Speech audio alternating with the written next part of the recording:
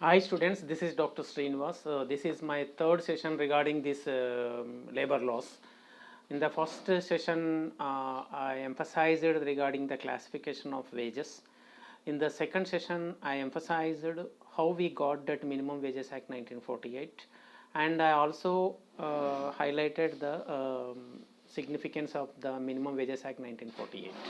Okay, and in my second session I also talked about the Payment of Wages Act 1936 in little bit, but more regarding that okay, I come in front of you in another session. But today now this session is regarding procedure for fixing and revising minimum wages. Yes, how this minimum wages will be fixed. Okay, so what is the procedure to be followed, so who will be involved in that, so on that let's we discuss. So this is an important question regarding procedure for fixing and revising minimum wages. Okay, yeah, so procedure for fixing and revising minimum wages. Okay, so according to section 3(1) clause B of Minimum Wages Act 1948, see, the appropriate government. See, appropriate government means if it is particular state, the particular state government, okay, may review this minimum wages, okay, at regular intervals, not for every 3 years. Okay, so naturally, but not exceeding 5 years. Okay, so it may do at a third year or a fourth year, but not exceeding 5 years for every 3 years or for every 4 years, like that. But naturally they will do for every 3 years. Okay, so why? Because inflation will keep on increasing. Okay, so, so that's the reason. If the inflation will increases, so you know that who are the more sufferers means this people who are working in unorganized sector are the more sufferers because of high inflation. They cannot able to meet their bare necessities. Okay, so that's the reason for every 3 consecutive years government will revise this minimum wages as per the section 3(1) clause B. Okay, and revise this minimum rates. Okay, yeah, so if necessary sometimes they will do below 3 years also, but very rarely it will be done, but not less than 5 years. Okay, government will revise this minimum rates. Okay, and then how in which manner this wages will be fixed, so let's we pay attention on this. Okay, you know, I am using the word here remuneration. Remuneration is nothing but salary, wage. Okay, so this is a different word, you can take it as a synonym for the wage. Okay, so wage means all remuneration, whether by way of salary, allowance or others. Okay, yeah, if you pay in the form of salary, if you pay in some allowance you will give, and all this will nothing but comes under wages. Okay, so what will be included in this what do you say, this wage means basic pay will be there, and DA we call it as a dearness allowance, and some other retaining allowances if any, that also will comes under this wage. Okay, so this payment of minimum rate of wages, okay, it's a significance I already discussed. Okay, no employer shall pay to any employee wages less than the minimum rate of wages. That's what I discussed in my previous sessions also. Nobody is supposed to pay less than the minimum wages. If anybody is paying, if you take it to the notice of competent authority, then he will be penalized. Okay, that's what. So this legislation will notifying that, this Minimum Wages Act 1948 is notifying that. Okay, and fixation of minimum wages, how it can be done means, for time work, for how much time they are working, for that their wages will be fixed.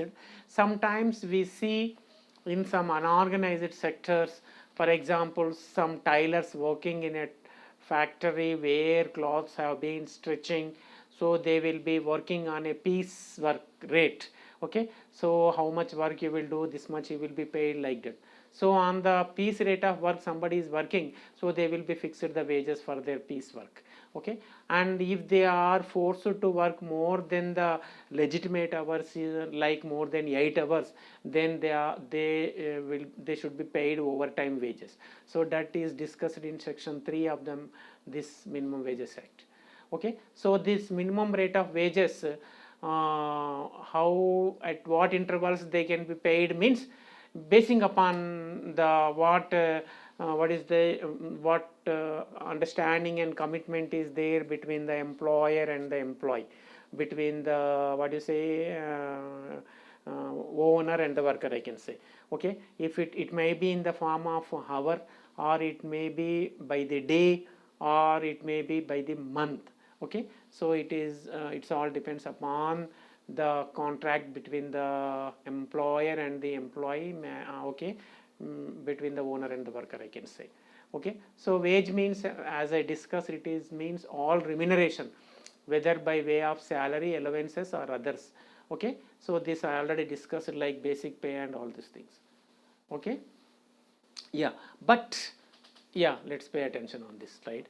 So wage includes basic pay, wage includes dearness allowance, we call it as a DA, and any relating allowances, but it does not include, wage does not include bonus. If any bonus is paid, it is not included in the wage. Okay, any house accommodation is paid, that is also not included. Okay, any medical attendance facility is given, that is also not included in the wage. Any contribution made by the employer, okay, to any pension or provident fund, you know that employer will pay what you say in the form of what you say is contribution to the employee. You know that that is like 24% will be there, 12% is deducted from the employee and 12% is from the employer. Total 24% should be deposited in the provident fund account. If any such contribution is doing by the employer, that is not considered in the wage also. Okay, any convenience allowance, okay, any traveling concession given, or any special expenses bear by the okay, employer to facilitate the employee, okay, because of the nature of employment. Okay, and that is also not been included in the wage, I can say. Okay, house rent allowance is also not included, and any remuneration paid in the form of overtime allowance, or any commission paid, or sometimes you know that for any gratuity payable also, gratuity also some contribution employer have to pay on behalf of employee, that also not being included. Any retrenchment compensation also paid, all these are not comes under the this wages. Okay, and this is like a composition of the committee. So what is the composition of the committee means, this is very very important. No, this who will decide these wages, you might be having some doubt, like, so a committee will be formed to decide this minimum wages. So what are the composition? Okay, who will be there in this committee means, there is an equal representation of employees and management, means representing employers. Okay, so maybe from the management side some number will be there, so equal number from the employees, equal number from the employer, and from the total of that employer and employees. Okay, and this independent persons also very very important, who are not employees and who are not employers. So they might be a third party, maybe representing from the government, or representing from the wage board, like that, some independent persons. Okay, not exceeding 1/3 of the total members of the committee. Okay, so here who will be there in the committee means the equal number of employers and employees. Okay, both should be an equal number. Okay, and so that nobody can dominate, and we cannot see that there should be more number of employers and less number of employees. So that the reason this condition is kept, and independent persons not exceeding 1/3 of its total number. Okay, so with this, a very good composition of this committee will be paid as per the section 9 of the Minimum Wages Act 1948. So this committee will do justice, and this committee will revise and fix the minimum wages as per the Minimum Wages Act 1948. And this is last slide, this is very very important. What is the method of fixation of these wages is very very very very important. What is the method of fixing of these wages? Okay, is in India, okay, particularly I am coming to in India, several methods will be followed in fixing the wages for the workers. Okay, so what are the different bodies, okay, involved in this? Number one is legislation. It is very very important. Because of legislation only we have okay, so we have different now. Minimum Wages Act 1948 is a legislation which will fix the wages for the workers working in unorganized sector. Okay, so that is a legislation which will protect the interest of the workers who are working in unorganized sector. Okay, so this is doing by the legislation because of the conventions made by the ILO, International Labour Organization. So International Labour Organization, as I mentioned in the previous session, it is one of the organ of the UNO, which is always works for the interest of the workers who are working in unorganized sector. This International Labour Organization, which always protect the interest of the sweated workers. So as per the guidelines and conventions of the International Labour Organization, okay, today we brought this Minimum Wages Act 1948. Why? Because India is also one of the member in UNO. I mean, it is also one of the member in ILO. So we have respecting the conventions of the ILO, and we brought this legislation in India to protect the minimum wages for the workers working in unorganized sector, workers working in sweated industries. Okay, that is called as a Minimum Wages Act 1948. So that you are clearly understood that this particular legislation will protect the interest of the unorganized workers. Now second point is pay commission. So I am discussing in something an apex level. Pay commission means people working in government sectors, whether it is in government, a central government or a state government.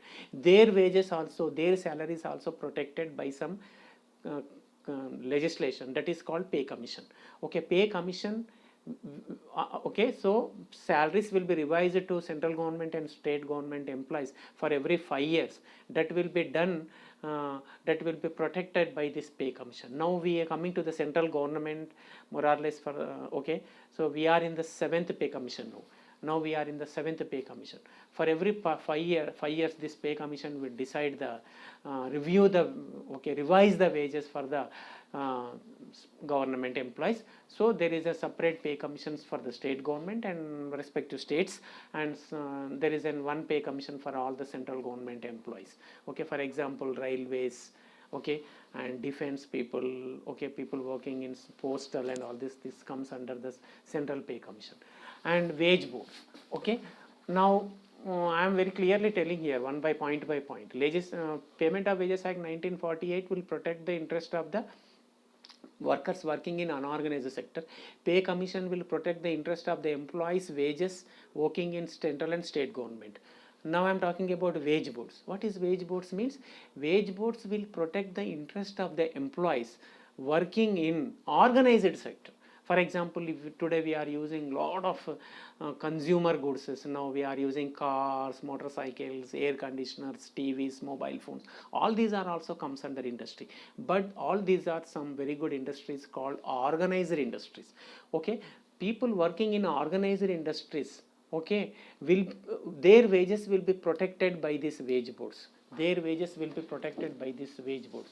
Okay, so the wage, what is the wage board means? What is the now in the previous slide I discussed about the composition of the what is it, this Minimum Wages Act 1948 legislation. So there is an equal number of employees, employers and independent people.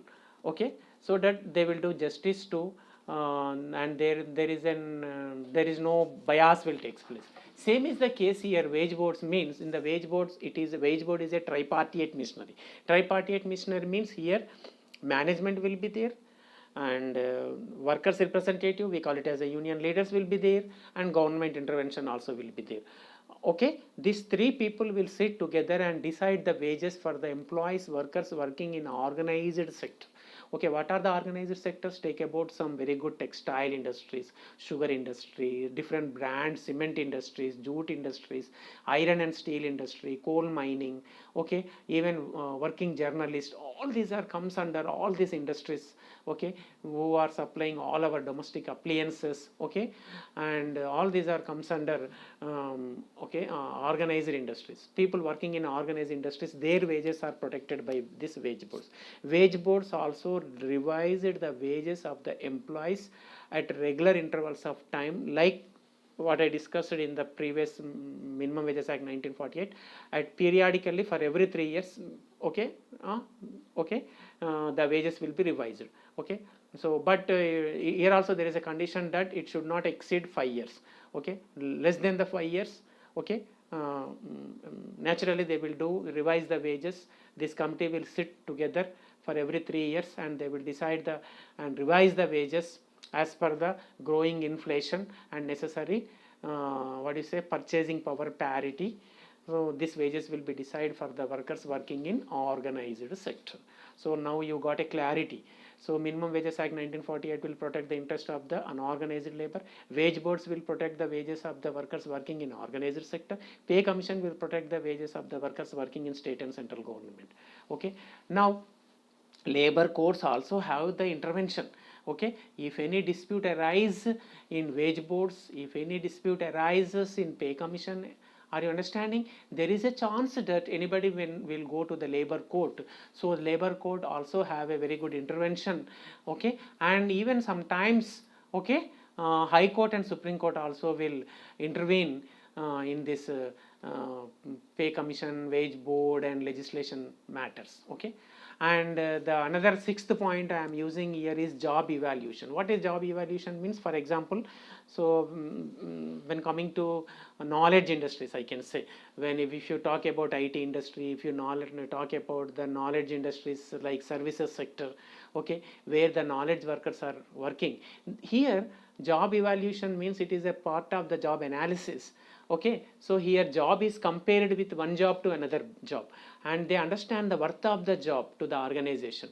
Okay, so basing on the worth of the job to the organization, understanding the importance of that particular job and compare that job with another job in the same industry, and understanding the wage difference of that particular job in various other industries.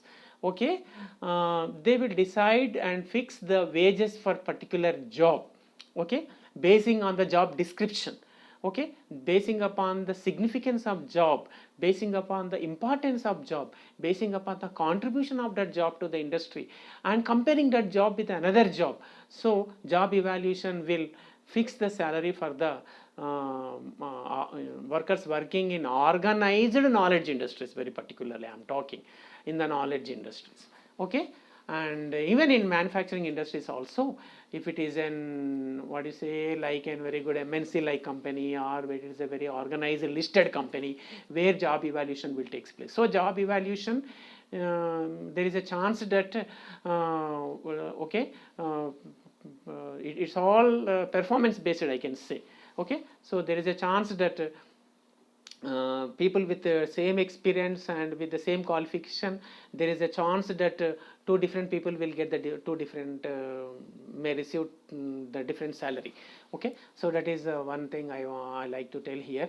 And the last point is collective bargaining. I already discussed this regarding in my first session. Collective bargaining means it is a weapon in the hands of the workers. Okay, with their support of their unions. Okay, collectively they can bargain with the management and with the government, and they will protect their wages. So this collective bargaining is always possible in the legislation. In the Minimum Wages Act 1948 I discussed, this collective bargaining can be applicable in the pay commission also.